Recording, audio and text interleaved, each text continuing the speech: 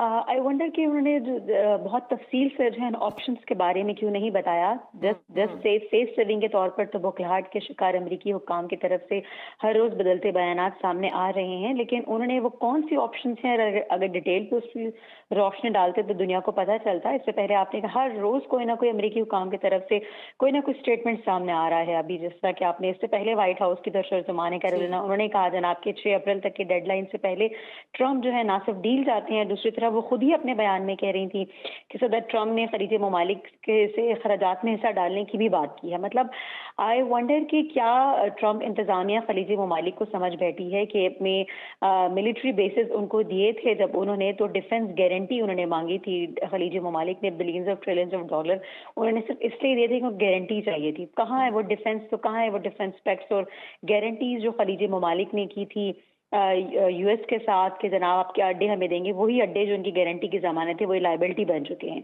ठीक है, फिर आज के बयान के बारे में बहुत सारे ऑप्शन है। इस तरह की बात तो मार्को रूबियो भी करते आ रहे हैं कि स्ट्रेट हुँ। ऑफ हॉर्मस खोल दिया जाए। अगर स्ट्रेट ऑफ हॉर्मस ना खोला तो बहुत संगीन नताइज भुगतने पड़ेंगे। संगीन नताइज तो खुद अमेरिका को भुगतने पड़े, कभी बरतानिया के दरवाजे पर, कभी यूरोप के दरवाजे पर, कभी फ्रांस के साथ वो बात करें जनाब के अपने हक के लिए लड़ो और जाके तेल ले आओ।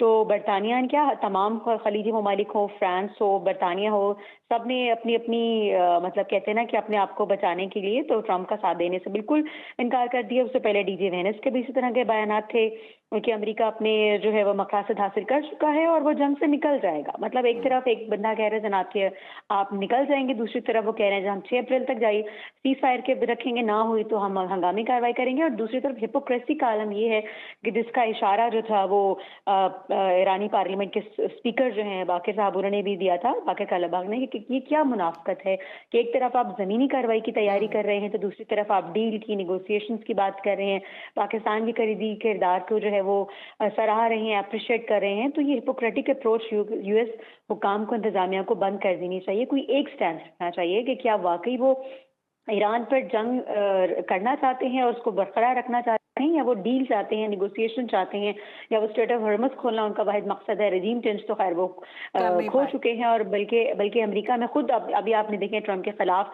जितने एहतजाजी मुजाहरे एहतजाज हो रहे हैं,